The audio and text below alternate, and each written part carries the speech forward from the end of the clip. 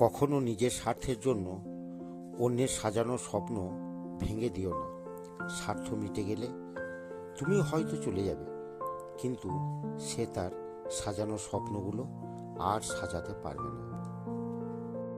সাফল্যের জন্য তোমাকে একটি বড় লক্ষ্য স্থির করতে হবে, যা তোমাকে প্রতিদিন সকালে ঘুম থেকে উঠতে বাধ্য করবে। হিংসা তারাই করে যাদের কোনো যোগ্যতা নাই। কাউকে হারানো খুবই সহজ, কিন্তু কাউকে জয় করা খুবই কঠিন। শিখতে হয় মাথা নিচু করে, বাঁচতে হয় মাথা উঁচু করে। জ্ঞানী সে নয় যে ইটের জবাব পাথর দিয়ে দেয়, জ্ঞানী সে যে নিক্ষিপ্ত ইট দিয়ে ঘর তৈরি করে।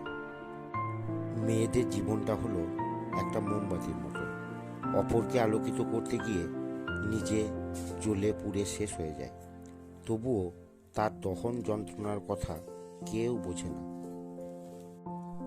আমি তাদের কাছে হারতে ভালোবাসি যারা প্রথমবার জিতেছে আমার হারের কারণে।